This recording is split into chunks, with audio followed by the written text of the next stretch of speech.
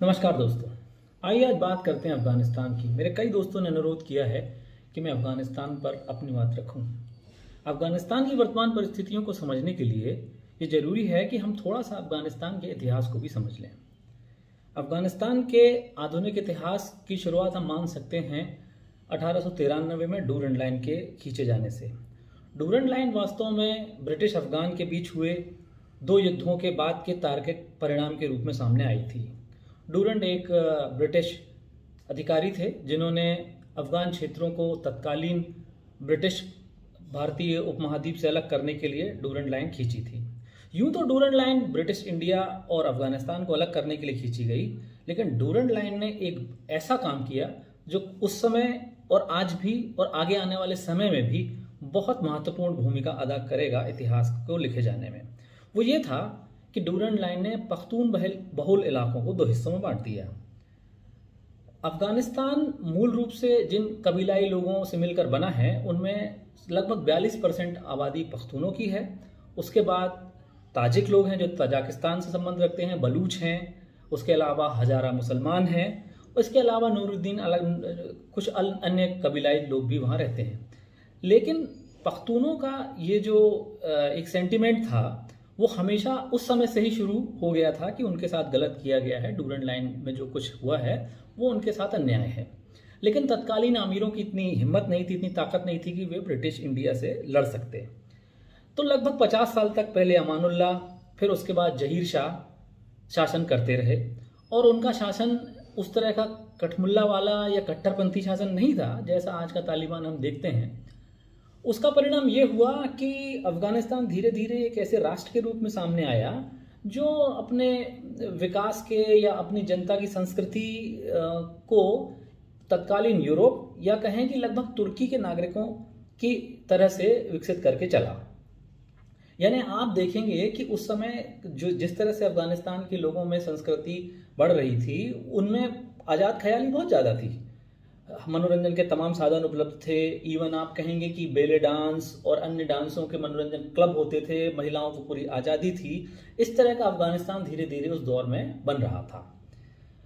धीरे धीरे जब स्थितियां ऐसी होने लगी कि साम्यवाद रशिया के नेतृत्व में, बल्कि कहें सोवियत संघ के नेतृत्व में दुनिया पर अपना प्रभाव जमाने लगा और सोवियत संघ को ये लगने लगा कि जो भी ऐसे देश हैं जो वल्नरेबल हैं या कहें थोड़े से इस तरह के हैं जिनका टूट जाने का या जिनका अमेरिका के पक्ष में चले जाने का खतरा है, उनको उसके पक्ष में आना जरूरी है।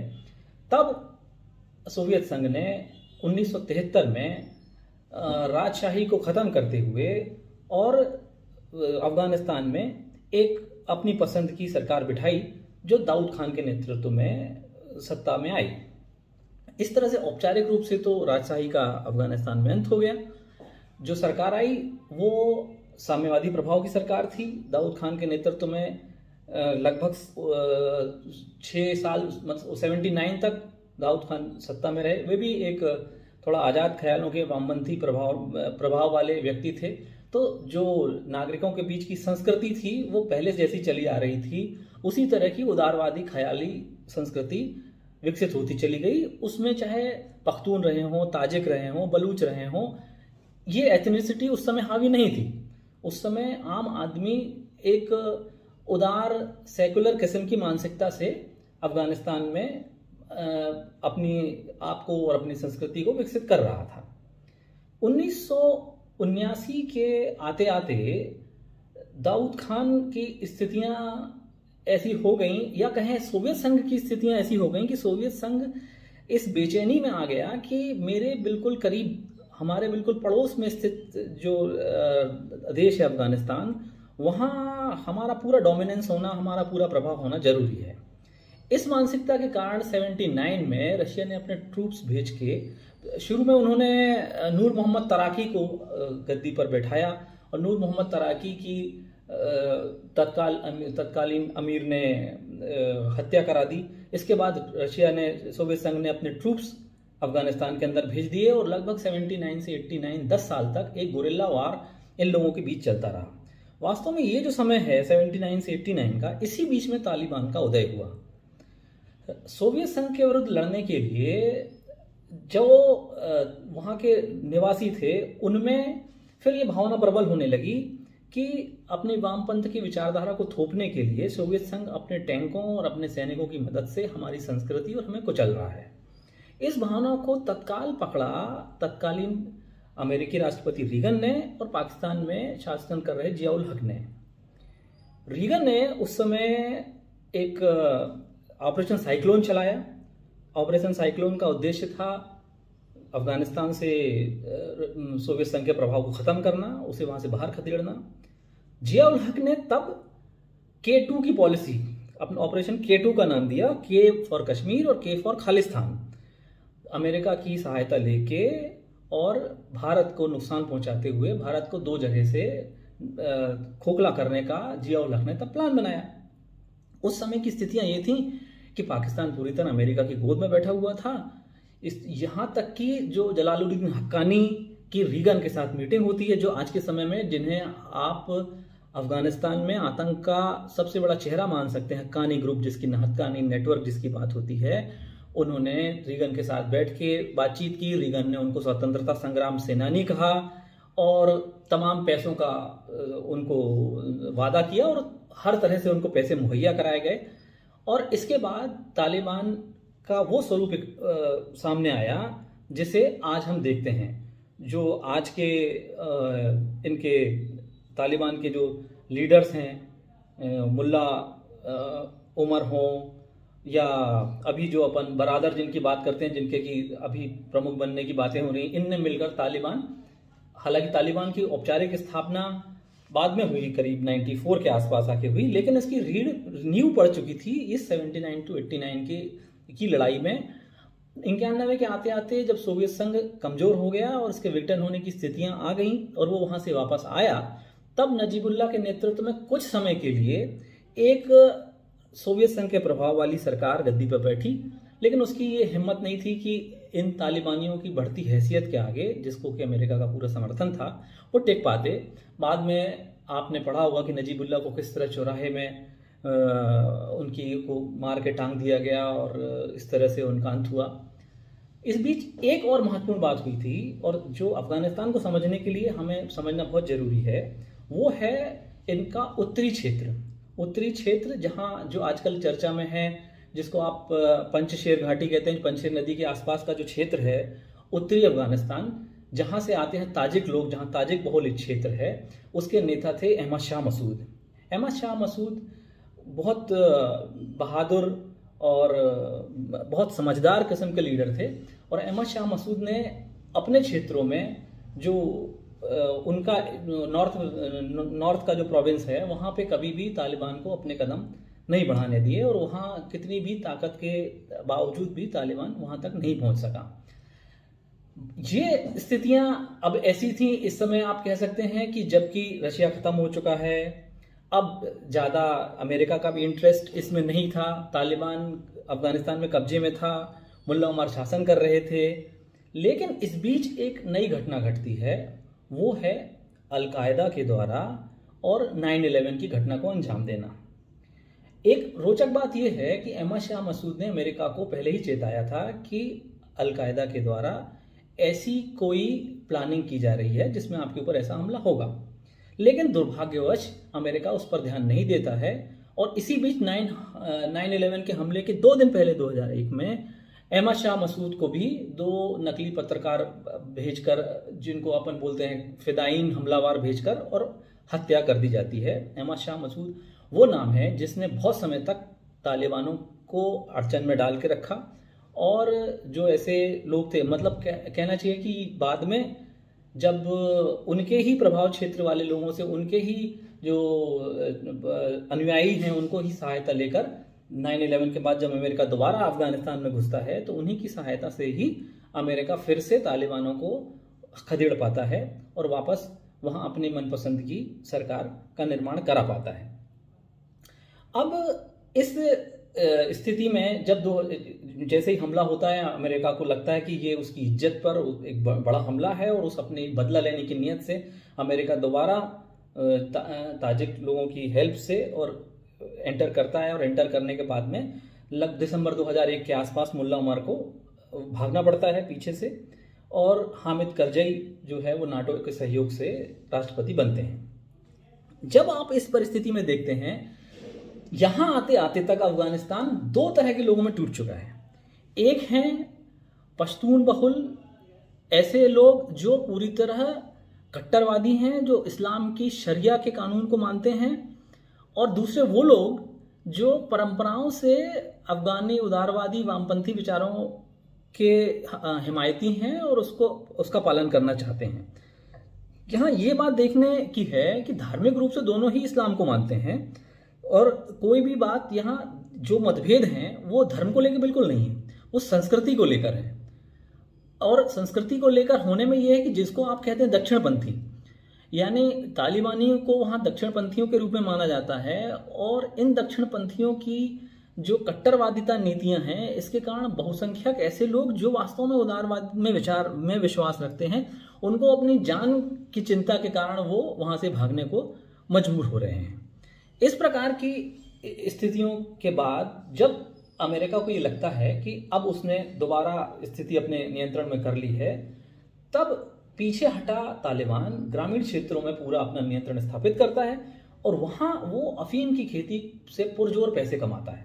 अमेरिका का इस बीच इंटरेस्ट बढ़ जाता है इराक में, और उसकी प्रायोरिटी में अफगानिस्तान पीछे चला जाता है। इस समय का लाभ लेके तालिबानी अफीम की खेती से भरपूर पैसा कमाते हैं, उस पैसे से बहुत हथियार इकट्ठे करते हैं, अपनी शक्ति निरंतर बढ़ाते चले जाते हैं।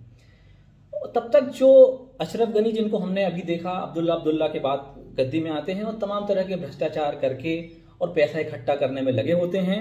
इस बीच तालिबानी अपनी पिछले बार की बातों से सबक सीखकर तारों और इस तरह के मैसेज करने की कोशिश करते हैं, जनता में ये बताने की कोशिश करते हैं कि वे उदारवादी हो गए हैं, और उनमें बहुत सारी ऐसी चीज़ें जो उन्होंने पहले कट्टरपंथी की अपना रखी थी, अब वो खत्म हो गई हैं, और सेना से भी अपना निरंतर संपर्क बनाए रखते हैं। इधर अमेरिका के सहयोग से जो पाकिस्तान जो पैसे लड़ाई के नाम पर ले रहा था, जो आतंकवादियों से लड़ने के नाम पर ले रहा था, वो वास्तव में उन पैसों का उपयोग उन्हीं तालिबानियों के सहयोग के लिए करता है।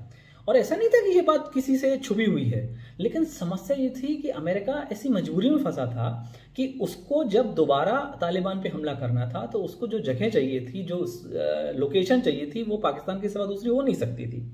इसलिए जनरल मुशर्रफ को पूरी तरह अपने काबू में करके और पाकिस्तान की जमीन सरजमीन का इस्तेमाल करके तालिबानियों को खदेड़ा गया।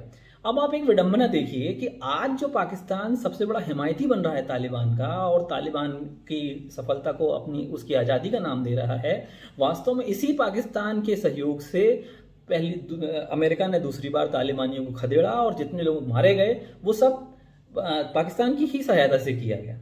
लेकिन अब पाकिस्तान इस बात को बहुत अच्छे से समझ रहा है कि उसकी हैसियत ऐसी नहीं है कि वो किसी भी तरह से तालिबानियों का विरोध कर सके, क्योंकि उसकी खस्ता आर्थिक हालात और उसकी जियोपॉलिटिकल सिचुएशन खराब होने के कारण अगर तालिबान उसके विरुद्ध होते हैं तो हो सकता है कि पश्तूनिस्तान की मांग उठने लगे, और जो उसका खैबर पख्तूनख्वा का एरिया है, जो उसका नॉर्थ वेस्ट फ्रंटियर का एरिया है, जो उसका गिलगिट बाल्टिस्तान का एरिया है, उनको इकट्ठा करके और तालिबानी एक नए पश्तूनिस्तान का निर्माण कर दें।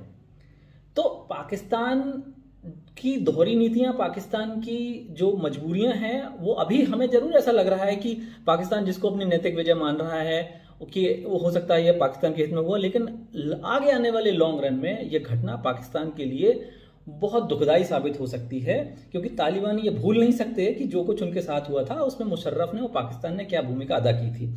आज जरूर अपने संसदीय भाषण में इमरान खान उनके समर्थन में आंसू बहा रहे हैं, लेकिन सच तो सच रहेगा। इस बीच जो अन्य देशों की जो इस पूरे मामले को लेकर प्रतिक्रियाएं हैं, उनमें आप चाइना की बात करें, चाइना जो खुद उइगर मुसलमानों का बहुत बड़ा शोषण करता है, वो उन्हें दूसरे दो यम दर्जे के नागरिक बनाकर अपने यहाँ रखता है, बावजूद उसके तालिबान आज उससे मीठी मीठी बातें कर रहा है। उनके लिए उसके मन में कोई ऐसी बात नहीं है। ये सब बातें क्या दिखाती हैं? ये सब बातें दिखाती हैं कि धर्म की बात भले ही लोग करें, लेकिन सबके अपने अपने स्वार्थ होते हैं, हर देश का अपना स्वार्थ है। चाइना की पूरी नीति शुद्ध व्यापारी व्यवसायी की नीति है। चाइना कभी भी किसी भी हालत में ऐसा नहीं करेगा कि वो अपने सैनिकों को कभी भी किसी भी कीमत पे तालिबान भेजे, नहीं, वो पूरी तरह अपने व्यावसायिक हित देख रहा है। उसके लिए उसका बेल्ट एंड रोड प्रोजेक्ट ज्यादा महत्वपूर्ण है। उसे व्यापार करने के लिए एक ऐसा सीधा साझीदार मिला है अफगानिस्तान में, जो स्वार्थों पर आधारित सीधी बात समझता है और सीधी बात करेगा। और एक और बड़ी बात जिसके कारण से चाइना तालिबान को बहुत सपोर्ट कर रहा है वो ये कि चीन ये समझता है कि आगे आने वाले दुनिया में उसका सीधा सीधा मुकाबला अमेरिका से होने वाला है। और ये एक ऐसी लड़ाई जिसमें अमेरिका ने हर तरह से थू थू झेली है। पूरी दुनिया जिस मुद्दे पर आज अमेरिका को लानत मलामत दे रही है, उसमें उस ऐसे देश को तुरंत समर्थन देने से एक तरह से यह चाइना की मोरल विक्ट्री है। जहां तक पाकिस्तान का प्रश्न है, पाकिस्तान के लिए ये बड़ा मजबूरी में चुना गया रास्ता है, जिसमें वो तालिबान को सबसे ज़्यादा सपोर्ट कर रहा है, तालिबान के समर्थन में अपनी बातें कर रहा है। तालिबान जब कुचला जा रहा था तब मुशर्रफ अमेरिका से पैसे ले रहे थे। अमेरिका के कहने पर ड्रोन के हमले न सिर्फ इनके पाकिस्तान के पख्तूनी इलाकों में हो रहे थे बल्कि अफगानिस्तान में हो रहे थे। और इसी बीच वो पैसे से कुछ पैसा उस समय भी तालिबानियों को भेजा जा रहा था। इनकी स्थिति ऐसी है कि इनके पास चॉइस करने को, चुनने को कोई विकल्प बचा ही नहीं है।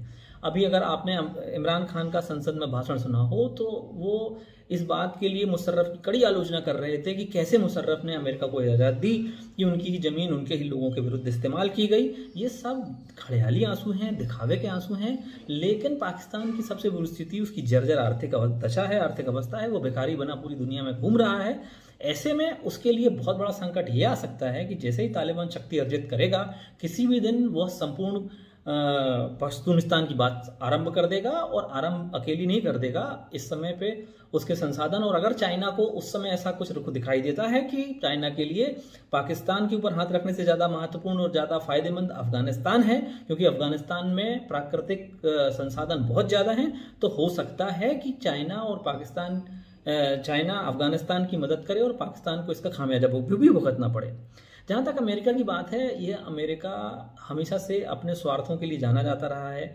और उसने अपने स्वार्थ के लिए पहले, जब तक शीत युद्ध का समय था, तो उसको अपना दुनिया में अपना प्रभाव स्थापित करना था, तब इसके लिए उसने अफगानिस्तान के लोगों के साथ सेंटिमेंट से खेला।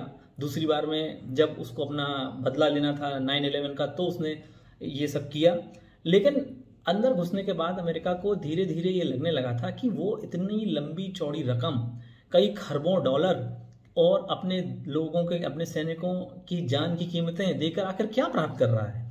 और पिछले 4 राष्ट्रपतियों से ये अमेरिका की स्थिति थी, अमेरिका की मानसिकता बन चुकी थी कि उसको धीरे धीरे यहाँ से बाहर आना है। और उसको बाहर आने में जो देरी लगी, मैं तो कहूँगा कि वो बाहर आने की देरी सिर्फ उनकी उदासीनता का नतीजा है। और कई ऐसी स्थितियां बनी हैं, जबकि चाहे आप बुश के समय से शुरू कर लें, आप ओबामा के समय से शुरू कर लें, अफगानिस्तान अमेरिका की प्रायोरिटी लिस्ट में बहुत नीचे चला गया था। और जिस तरह से अभी जो बाइडेन ने सेना को वापस खींचा है, रातों रात वहाँ के जो उनके हवाई अड्डे थे वो वहाँ से वापस आ गए, एक जगह सीमित हो गए। जिसको आप अपना दोस्त कह रहे थे, उसको दोहा की बातचीतों में कहीं शामिल नहीं किया गया। तो उससे अफगानी सेना और अफगानी जो लोग थे, नेता थे, वो पूरी तरह डिमोरलाइज हो चुके थे।